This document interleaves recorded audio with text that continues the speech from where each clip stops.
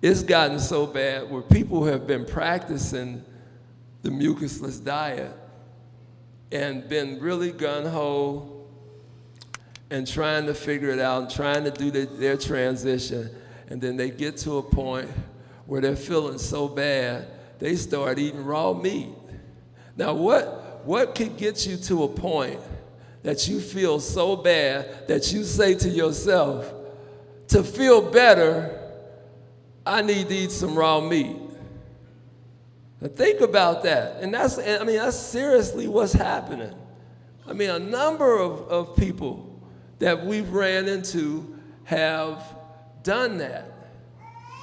And so the emotional tug on trying to reconstruct your bloodstream is hard. And so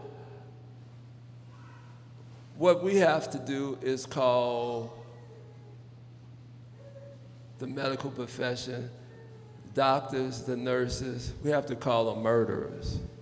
I lost my mother to leukemia. I sat there and looked at them say, well, there's one bad cell, so they have to kill all her cells to get to one bad cell.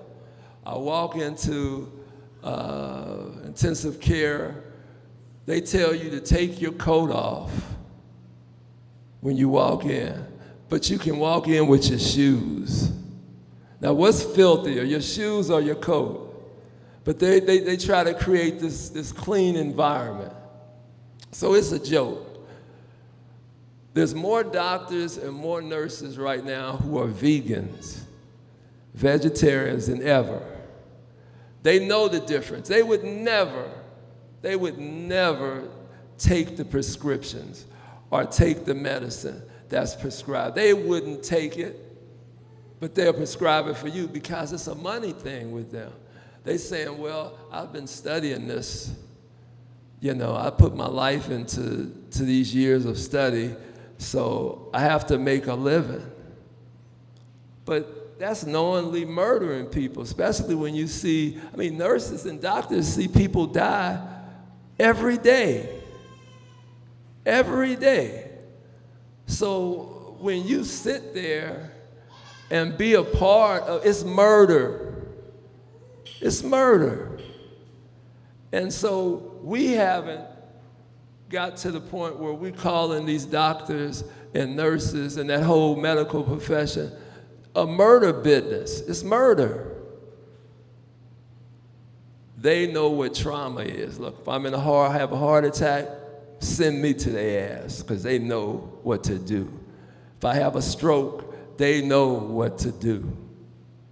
You dig? So, but with chronic illness, and, oh, I got a stomach ache, or my head is hurting, don't trust them. They're into murder.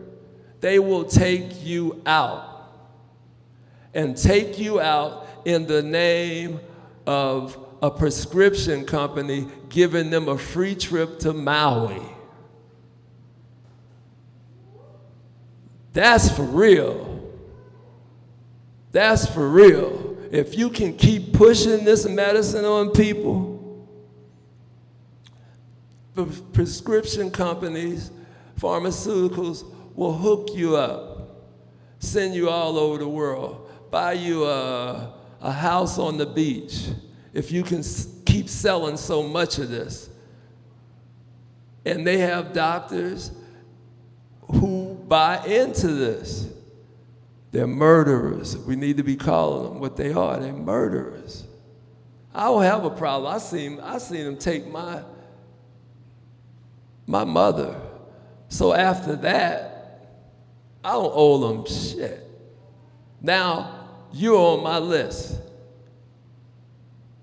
You're on my list. So I don't owe you nothing, because you took my mother with ignorant advice. So now I'm after you. I'm after you. So every time I can talk about, I call them what they are, murderers. Ain't no medical profession. They're murderers. Call them what they are. They're murderers. They keeping people overly medicated. How many people you know who's on medication, just overly medicated? Look, just overly medicated. This is a business. Nobody's calling them out because they're too powerful. Oh, well, no, I'm calling you out. I'm saying you're murderers. I'm saying film this and send it to them. So I'm there. Let's go. Let's go. Let's get it on. I mean, let's see who's right here.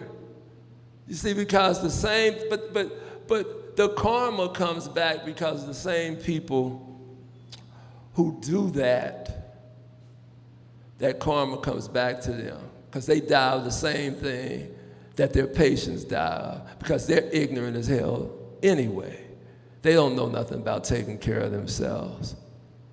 So practicing the mucusless diet opens you up to physiology in a way that nobody else who deals with naturopathic has ever dealt with.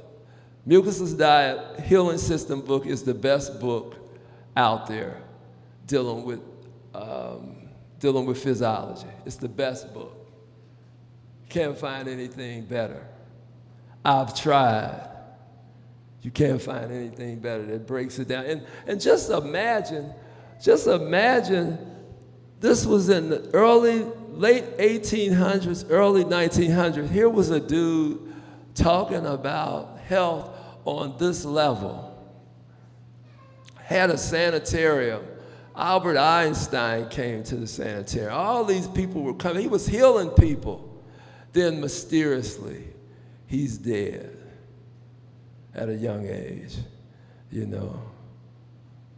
We all, the practitioners, all have their own thoughts. I think they murdered him quietly. He was like 30-something years old, or 56. Well, I'm 60, so that's too young. You know, that's too young. So, yeah, but he mysteriously dies. Hit his head on some cobblestone, and they found him laying there. And the shoes, what was the shoes? They said they said he was wearing new shoes, like he hadn't had new shoes before. So, I mean, this dude 56, this is his first pair of new shoes. No, man.